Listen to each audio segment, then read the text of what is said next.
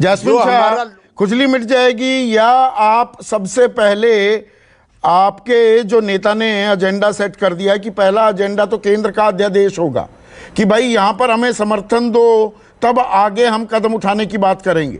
मेरी रीडिंग ठीक है या गलत है? संदीप जी, एक लिहाज से ठीक है, क्योंकि मेरे ख्याल से 23 जून को विपक्ष के सामने एक बड़ी चुनौती रहेगी, क्योंकि उन्हें ये प्रूव करना होगा कि क्या हम किसी सिद्धांत के साथ खड़े हुए हैं या हम किसी से केवल पावर छीनने के लिए एक साथ आए हैं। मेरा मानना है कि सारा विपक्ष पहली बार एक मंच पे इसलिए आया है क्योंकि वो एक सिद्धांत के साथ खड़ा है कि हमें संविधान को बचाना है, इस देश के लोकतंत्र को बचाना है।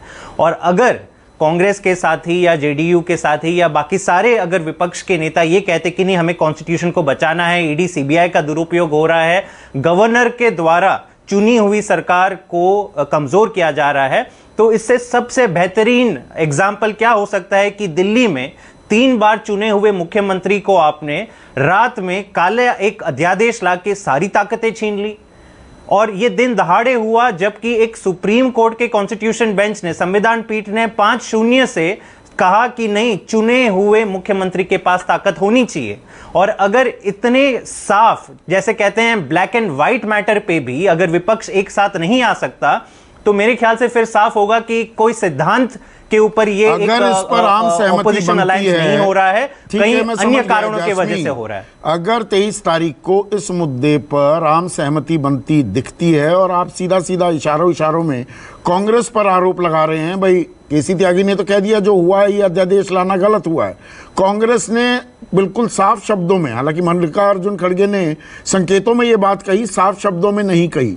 क्या वहां दिक्कत है? और अगर ये सहमति बनती है तो सौरभ भारद्वाज का ये कहना कि कांग्रेस दिल्ली और पंजाब में ना लड़े तो हम मध्य प्रदेश और राजस्थान में नहीं लड़ेंगे, वो बात वापस ले ली जाएगी?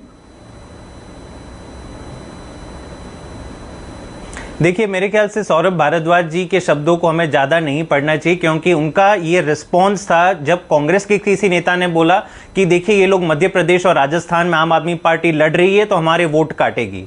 तो मेरे ख्याल से ये एक इन लाइटर वेन कमेंट किया गया था, क्योंकि जहां जहां कांग्रेस और आम आदमी पार्टी आमने सामने आती है, कांग्रेस का एक ही रोना होता है कि देखिए ये तो हमारे वोट काट रही है। तो हम भी यही कहते हैं कि दिल्ली में, पंजाब में आप भी वोट काट रहे हो। मेरे ख्याल से इन बातों से हमें आगे बढ़ना चाहिए। ये कोई आगे बढ़ भी गई है क्या बात, संदीप जी? अब जानते हैं कि ये लोकसभा का चुनाव है, संविधान को बचाने का चुनाव है।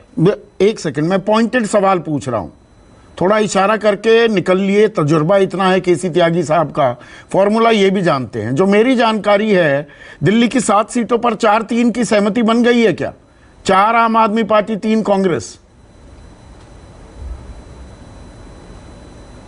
संदीप जी, ऐसी कोई बात नहीं हुई है, बल्कि अब तक राहुल गांधी जी ने, जो अरविंद केजरीवाल जी ने एक रिक्वेस्ट की थी कि चलिए मिलना चाहिए हमें संविधान को बचाने के लिए और दिल्ली ऑर्डिनेंस के लिए, अब तक उसका उत्तर नहीं दिया है। तो एक तरफ दिल्ली ऑर्डिनेंस में पूरा विपक्ष एक साथ है और भाजपा और कांग्रेस एक कोने में है। तो मेरे ख्याल से कांग्रेस को इसका उत्तर देना होगा कि अब तक उसने दिल्ली ऑर्डिनेंस पे अपनी बात क्यों नहीं साफ करी है। जहां पे 10 की 10 विपक्षी पार्टी, देश की सबसे बड़ी विपक्षी पार्टी एक जगह है, सुप्रीम कोर्ट एक जगह पे है, और ऑपोजिशन में केवल बीजेपी और कांग्रेस कह रहे हैं कि नहीं, दिल्ली ऑर्डिनेंस के साथ कुछ खराब नहीं हुआ, जो हुआ सही हुआ। तो मेरे ख्याल से पहले इन सवालों का जवाब मिल जाए, फिर सीट किसको कितनी देगी। मेरे ख्याल से ये छोटा सवाल है, बड़ा सवाल ये 23 तारीख को तो राहुल और केजरीवाल की बातचीत होगी ना? या नहीं? केजरीवाल और राहुल की बातचीत होगी ना? ये तो नहीं कि मुंह फुलाए बैठे रहेंगे। नहीं, ऐसा कुछ नहीं है। अगर हम जा रहे हैं संदीप जी तो बात करने के लिए ही जा रहे हैं। और मैं वापस कहता हूं कि हमारे मन में पिछले दिनों में या जो भी कुछ हुआ, हम वो लेके नहीं चल रहे। हमारे लिए देश सबसे बड़ा है, संविधान सबसे बड़ा है और लोकतंत्र सबसे बड़ा है। और इसके लिए हमें किसी से भी बात करनी पड़े हम करेंगे, और अच्छे भाव से करेंगे, मिलजुल कर एक मंच पे बात करें, सारी चीजों पे बात करें। और मुझे जरूर इसे यकीन है कि हम कुछ आगे यहां से बढ़ पाएंगे। आगे बढ़ पाएंगे।